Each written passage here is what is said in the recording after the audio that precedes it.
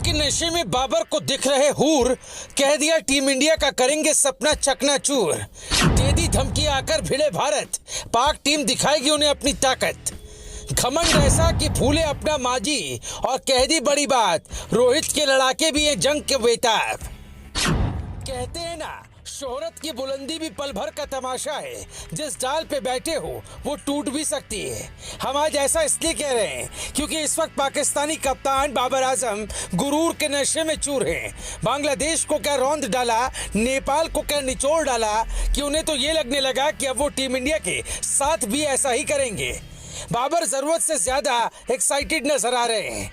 अपनी पेस तिकड़ी पर उन्हें भरोसा नहीं बल्कि ओवर कॉन्फिडेंस है कि उनके बूते वो कोई भी जंग जीत सकते। लेकिन हम बाबर को ये याद दिलाना चाहते हैं कि क्रिकेट का खेल एक टीम गेम है। सिर्फ तेज गेंदबाजों के बल पर कोई भी मुकाबला नहीं जीता जा सकता, बल्लेबाजी की भी जरूरत होती है। नेपाल और बांग्लादेश के खिलाफ रंग में आने से ये मतलब नहीं होता कि किसी बड़ी टीम को आप आसानी से रौंद सकते।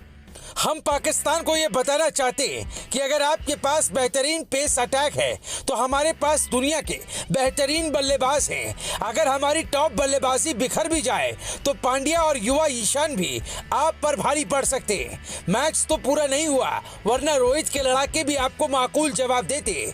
हमारे पास भी बुमराह और शमी जैसे बेहतरीन तेज गेंदबाज हैं जो आपके गुरूर पर बेशक भारी पड़ सकते हैं। लगता है बाबर को अपना माजी याद नहीं है, जब किंग कोहली ने पूरी पाकिस्तानी टीम की गुरूर को T20 वर्ल्ड कप में चकनाचूर कर दिया था। वो तो कुदरत का निजाम ही था जिसने पाकिस्तानी टीम को फाइनल तक पहुंचा दिया था। फिर फाइनल में इंग्लिश टीम ने ग्रीन आर्मी का जो हश्र किया वो किसी से छिपा नहीं। आत्मविश्वास तो हर खिलाड़ी के लिए जरूरी है, लेकिन जब ये ज्यादा हो जाए तो वो घमंड से ज्यादा और कुछ नहीं होता। कुछ ऐसा ही पाकिस्तानी कप्तान बाबर आजम के साथ हो रहा है। जीत का खुमार उन पर ऐसा चढ़ा कि वो भूल गए कि उनका मुकाबला किस टीम से 10 सितंबर को होने वाला है। शायद पाकिस्तान टीम ये भूल गई कि अगर हिटमैन का बल्ला चल पड़ा तो फिर क्या हो सकता है। वही किंग कोहली बड़े स्टेज पर कैसा खेलते हैं ये तो पाकिस्तानी टीम को बताने की जरूरत ही नहीं। फिर भी अगर आप गुरूर में चूर हैं तो ऐसा ही हमारे लिए ठीक है, क्योंकि घमंड किसी का नहीं टिकता, उसका खात्मा होकर ही रहता है। दरअसल एशिया कप 2023 में सुपर 4 का पहला मुकाबला पाकिस्तान और बांग्लादेश के बीच लाहौर के गद्दाफी क्रिकेट स्टेडियम में खेला गया। गुरूर तो बांग्लादेश को भी हो गया था और हर जीत के साथ नागिन डांस करना वो नहीं भूलते थे। जाहिर है उनका भी गुरूर टूटा। बांग्लादेश की टीम पहले बल्लेबाजी करते हुए 193 रनों पर ढेर हो गई थी। वहीं इस टारगेट का पीछा करते हुए पाकिस्तान ने शानदार बल्लेबाजी करते हुए 7 विकेट बांग्लादेश को हरा दिया। इस मैच में मिली जीत के बाद कप्तान बाबर आजम ने खुशी का इजहार करते हुए बड़ी बात कह दी। अब हम आपको बताते हैं बाबर ने जीत की खुशी में किस तरह से अपना आपा खो दिया। आपको बता दें कि पाकिस्तान के कप्तान बाबर आजम बांग्लादेश के खिलाफ बल्लेबाजी में कोई कमाल नहीं दिखा पाए, लेकिन उन्होंने इस मुकाबले में कप्तानी का जौहर दिखाते हुए बांग्लादेश को 200 रनों से पहले ही समेट दिया, जिसका पूरा क्रेडिट कप्तान ने तेज गेंदबाजों को दिया। Babar Azam post match presentation के दौरान बातचीत करते हुए कहते हैं, बहुत ज्यादा गर्मी थी लेकिन पूरा क्रेडिट तेज गेंदबाजों को जाता है। शाहीन और फिर हारिस रऊफ ने अच्छी गेंदबाजी की। हमने फहीम को चुनने की योजना बनाई क्योंकि हमने यहाँ की पिचें देखी, उस पर घास थी और हमें वो पसंद भी है। जब भी हम यहाँ खेलते हैं तो दर्शक हमारा समर्थन करते हैं और मुझे उम्मीद है कि सभी ने इस मैच का लुत्फ उठाया। भारत के खिलाफ खेलने से पहले ये जीत हमें आत्मविश्वास देगी। हम बड़े मैच के लिए हमेशा तैयार हैं। हम अगले मैच में अपना 100% देंगे।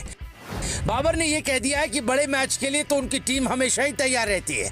अगर ऐसा है तो बड़ी टीम के खिलाफ जरा पाकिस्तान अपने रिकॉर्ड तो बताए। साल 2023 में पाकिस्तान का मुकाबला न्यूजीलैंड से छोड़ किसी बड़ी टीम से नहीं हुआ।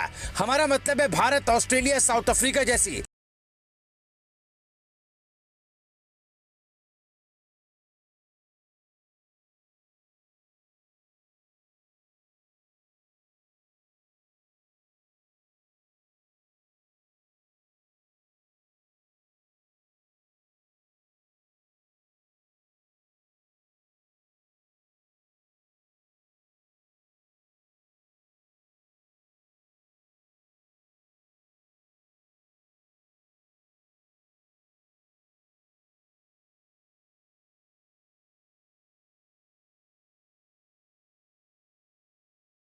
की जो बंदा सामने से आके बोल रहा है कि कंडीशन हर जगह डिफरेंट होती है भाई। भैया ये मेंटालिटी होती है, आपको अडेप्ट करनी पड़ती है। ये पता है क्या है? आप ये कभी एक्सक्यूज नहीं दोगे एज अ बॉलर या एज अ बैटर कि भाई मेरे को कंडीशन ने फेवर नहीं किया, मेरे को कंडीशन ने वहां पे स्विंग नहीं कराई, ये नहीं हुआ वो नहीं हुआ।